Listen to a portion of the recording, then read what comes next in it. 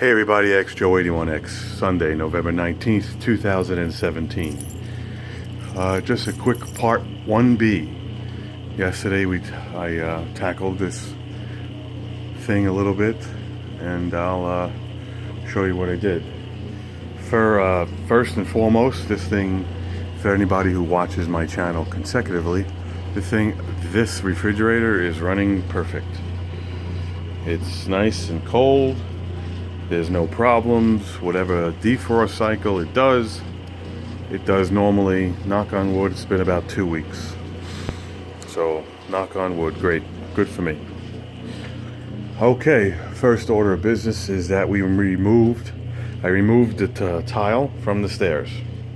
This brown tile was on the stairs. Looks like they tarred it. The smell-o-vision's gonna kick in. It's not sticky, but it's also not hot. It'll probably get sticky once it gets hot, but it needs to get really hot for it to get sticky, so in the house may not even be justified. Those two switches stayed. That light stayed. That's the boiler, and that was the original hole for a light. That stayed. This left. This was the switch for in here. The door is gone. Cleaned up, shop vac, hinges are removed. That switch went here to a junction box when everything stayed the same. Excuse me. That switch made its way over here. In a perfect world, when this is finally done, there's going to be a wall here. So when you come down the stairs, you turn on one or two switches. You come down, the light's on. If you have to do anything else here, the light's on. When you have to come around, if you need a tool, you walk around, shop vac's in the way, and you hit the switch. Oh, it's dark. Sometimes there's enough light right here, but oh, it's dark. Switch. The track lighting from JK18 and the original 4-foot fluorescent. And you do your business in here, and it'll probably be a little bit brighter when there's a wall there, but who cares? We added an outlet right here. Came out of the existing one. Added another outlet because it's just there. Everything is temped real quick because I don't know what's happening with this. I do not know if the drywall is too far gone to skim coat. This has to be peeled off because it's paper, it has to be soaked. I don't want to waste my time. I have to just think about something and not rush into this project. I need to clean up this corner still and get rid of this metal thing, which is done by nails. So it's a pain in the ass because you kind of have to push it in and then push the nail out. You end up ruining the wall when you're done. Also, I pulled this box out, which had two Decorus switches, because it was on two separate switches. That's the back, even though it doesn't mean nothing. Heat was taken out and the phone was disconnected. The outlet was pulled out. That's the that's the wire for that. And obviously the shop vac is there. I removed the lip, like I said. There was like a 6-inch lip of I got an extra nail here. It was a 6-inch piece of drywall, and I removed a little 2-inch piece because when this gets framed out, you have to cut about a 1/4 inch off here if the drywall stays, and you have to cut here because you need to build the wall. So you got to put a 2x4 on the flat, 16 on center, which I think is right in the middle. And then you have to have the drywall. So the drywall is going to butt up here, but have nowhere to go.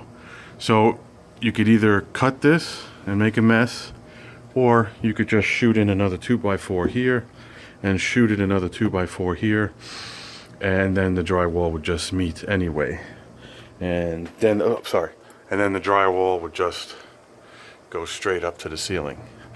I want to take this down because it's popcorn and it's bowing, and then come across and then stop, depending on how much material, either stop here or stop here.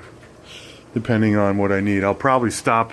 I have the phone line here, so I'll probably stop right here on the beam. Oh, so the ceiling will come this way, and I'll just stop this way. There's nothing up here. The smoke detector comes down. There's nothing here that I can't get. These are just wires that go across. I could access them on that side, and if I needed to, I could access them on this side. I just like the phone thing here because the phone goes up to the kitchen and then comes out and then comes down for this. So that's what I did yesterday after you watched my part 1. That's about all I have for right now. Everything's cleaned and shop vac, and everything's moved out of the way of this corner just in case anybody needs to, move stuff or get in there. These things are pretty shot in, so this is not going nowhere. If the guy has to, if I have to like double up the 2x4s, that's no problem. It's probably easier to do it that way once you get the sill in, because what you really, I really gotta, hit it with a razor blade. And this is all old glue that the paper was coming off, so sometimes you could skim coat that, but then you gotta be careful because then the paper over time slowly peels, so you got to really get in. And so for how much drywall is, I think it's like $10 a sheet. I mean, 1, 10, 20, 30, 40, 50, 60, whatever, we'll see. Or like I told you in part 1, there's a lip, so this might stay. Shim out the lip and then sheetrock over it, and then perfect. You'll never see this. Brand new piece of sheetrock will come right over here. All you'll see from in here is a brand new piece. All this stuff is garbage. There's no reason to,